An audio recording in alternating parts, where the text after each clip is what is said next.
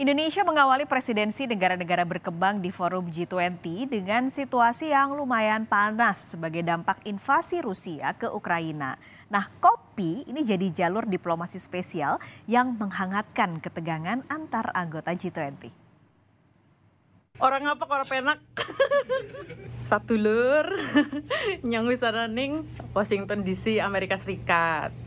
Kayak lagi acara G20 G20 wis ana Pak Peri Warjio, Gubernur Bank Sentral Indonesia.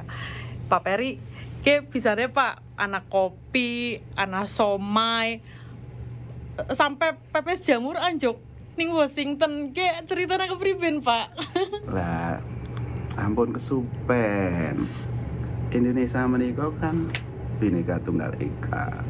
Macam-macam toh. Kopi Indonesia saking Jawi wonten. Saking Sumatera nggih wonten toh. Saking Bali wonten, Sulawesi wonten, Papua wonten. Lah itu menika kita hidangkan para menteri, gubernur, Bank Sentral dari G20 para delegasi. Pada ngantri ki. Topra itu. Terus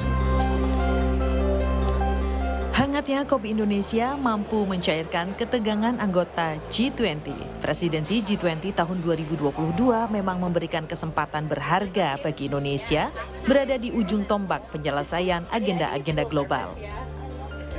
Kontras dengan penyelenggaraan tahun-tahun sebelumnya, presidensi tahun ini kental dengan perang kepentingan sesama anggota, terutama sejak invasi Rusia ke Ukraina yang berujung perang kebijakan dan sanksi.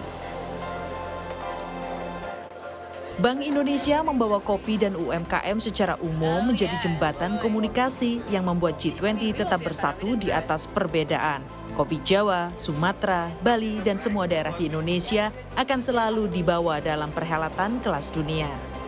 Testimoni positif dari semua negara yang terlibat di dalam G20 terhadap penyelenggaraan kita.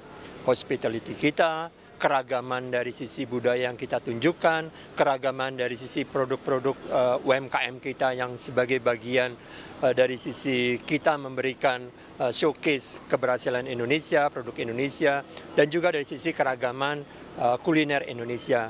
Ini yang kita lihat sebagai, saya katakan, penyeimbang dari sisi pembahasan substansi yang cukup keras. Artinya tentunya dari sisi member countries merasa ini sebagai poin positif dari Indonesia dari sisi penyelenggaraan G20 2022. Banyak deliverables hasil outcome dari sisi G20, termasuk juga yang tadi saya sampaikan testimoni yang sangat-sangat baik kepada Indonesia dari sisi penyelenggaraan.